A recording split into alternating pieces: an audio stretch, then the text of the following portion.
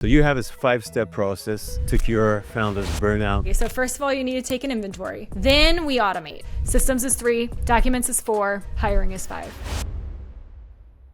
First of all, you need to take an inventory. What are you doing with your day? What programs, what software, where's your time go? Who are you talking to? What are you touching? Everything, right?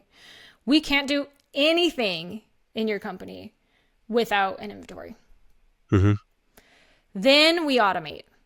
So we already touched on that too. We've got to get you immediately as far out of the company as you can, but we don't have time and energy yet to do systems. So we're going to automate. We're going to use technology to get you out of the company and free up some of your time, right? Freedom. All right. Okay. So step 1, inventory.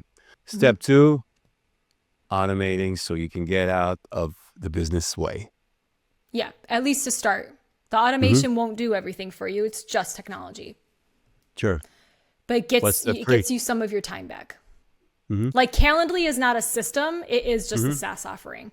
And it automates your calendar a little bit. More examples of that? Of systems that automate? Yeah.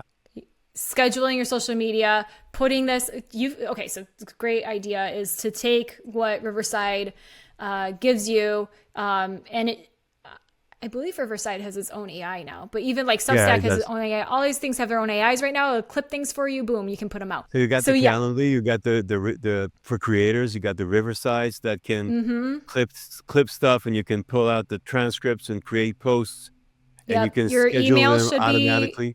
Your email should be smart. It should be telling you that you haven't talked to a certain client in a certain while. You got to follow up with them. It should have the template. Now that's getting to system, the templates is. But the automation is you set the timer and then it knows, okay, this pipeline, if you haven't talked to them in this many months, boom, we got to follow up with them. Then you pop out that email and you go for it. There's systems for like noticing open, closed emails as well. Absolutely. These days, it's just so easy to automate. It's one of the challenges is just recognizing that I don't need to do this, that I can automate this, right? And there's a guilt there. Saying, yeah. There's a guilt I run into with a lot of people. It's tied to pride, the sense that I need to be in that. I need to be to be doing all of the scheduling manually because it means I care. No, it doesn't mean you care. It means you're wasting my time. Personal touch. I don't want to lose the personal touch. You can personalize, but like you can personalize the way your Calendly looks, right? Like you can personalize the sequencing within there. But there's this sense of pride that comes in, and what ends up happening is actually you're wasting a whole lot of your time and other people's time.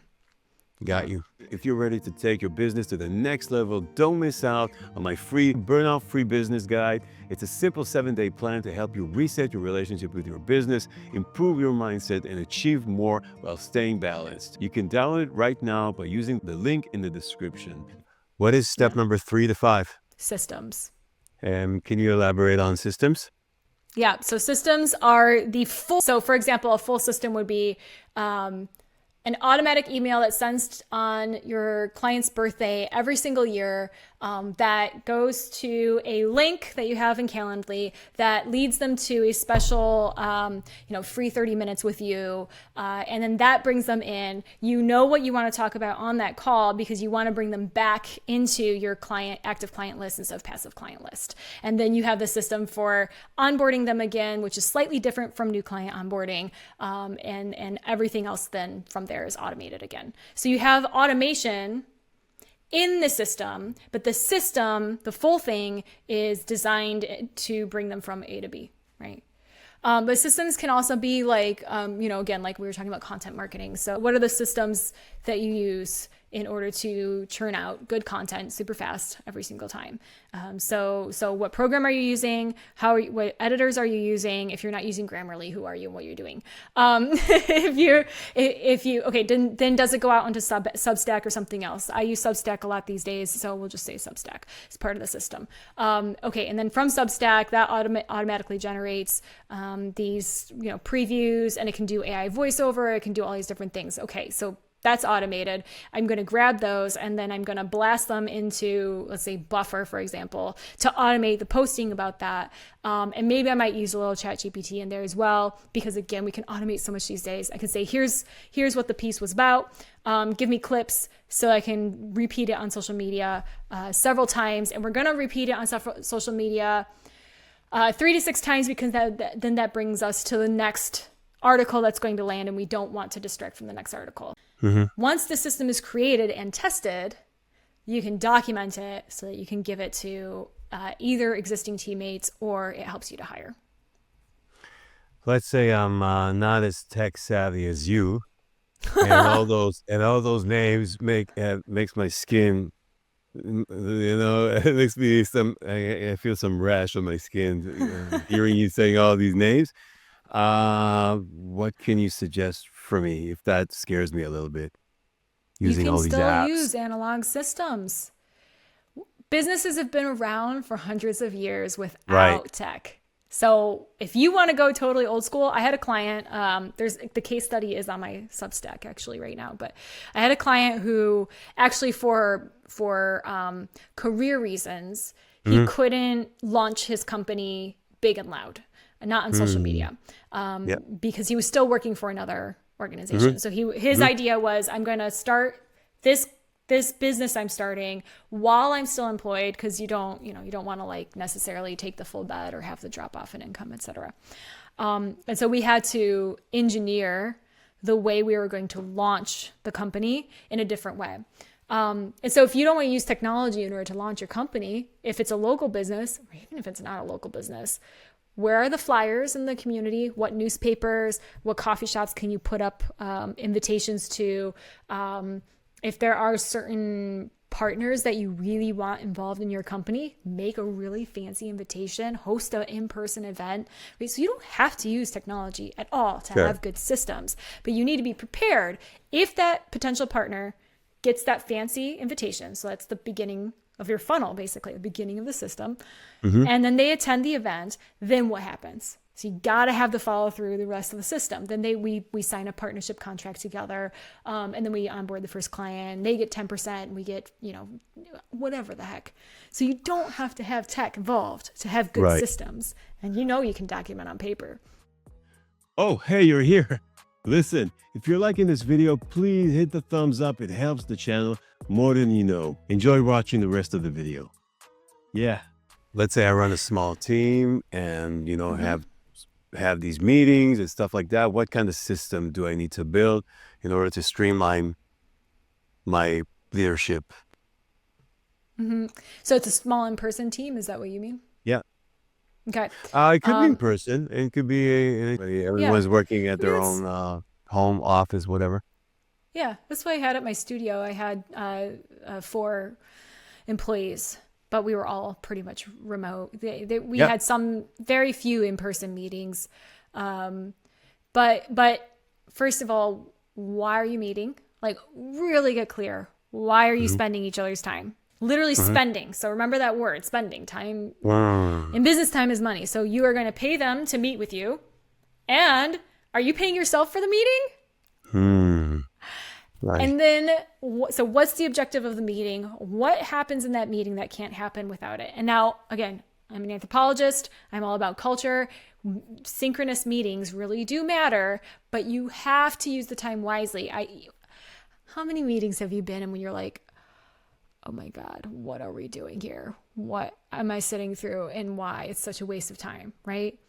So even in my if you... experience, I do those and I think, oh, is that what people are thinking? Like my team is thinking right now. What am I doing here?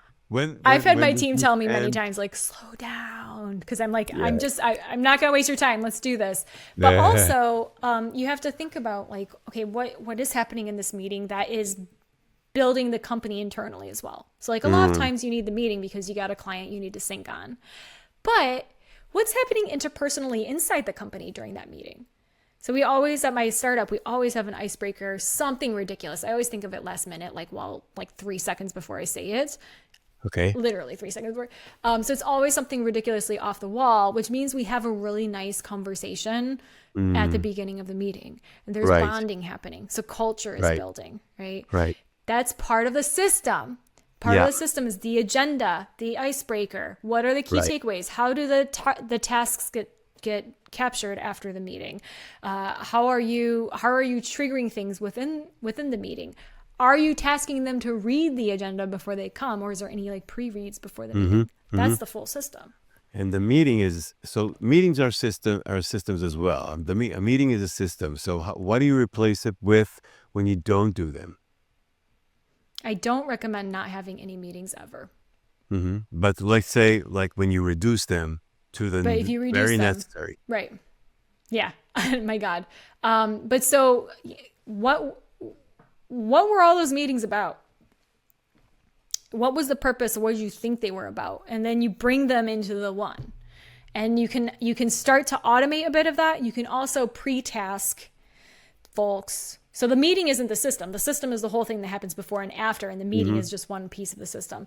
So Mm-hmm. then Right. Right. are they pre-tasked to put their existing work into the agenda so it's all ready to go for discussion, right? So like how are they participating in the system so that Mm-hmm. instead of having this meeting about that and this meeting about that and that meeting, instead you are collaboratively developing one single meeting that is the source of truth for the week. And then again, how are you capturing what happens during that meeting so that it can, again, be a source of truth for the rest of the week, for the tasks Yeah. and discussions and ideas? Yeah. And thank God for transcripts right now. It's so I helpful. know. Oh Oh my my God. God. It's great.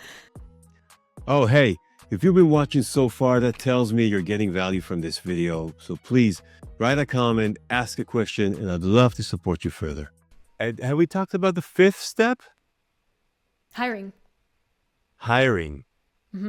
Yeah. Why are you working in your business? So there's, again, this I'm going to tell you. I'm going to mythology. tell you why. I'm going to tell you why. Because Okay. I'm not yet in a position to hire more people. When Why the not? business will do better and have more revenue and more profits, then I will hire all those people to replace me and do what I'm doing right now. Have you heard that before? Your income is going to go down when you hire.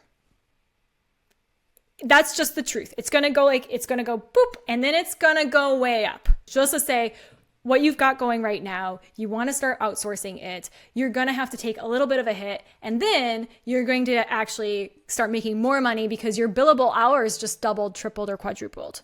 Yeah, you know that. I don't know that. I have uncertainty that, oh my God, if my income drops now, how will I ever? I mean, I don't know if it's going to go up or not. But if I will do a mistake now, this mistake can maybe ruin my business, or maybe it can cost me even my business. You know, and I won't be able to. I make another mistake, lose more money. I won't be able to ever achieve what I want, what I said to achieve. And I have a team right that's the now, but I used anxiety. to have them for so long. And that's the existential crisis that business can throw you into because money is tied to our ability to just live. That's the world we live in right now. We all have opinions about it.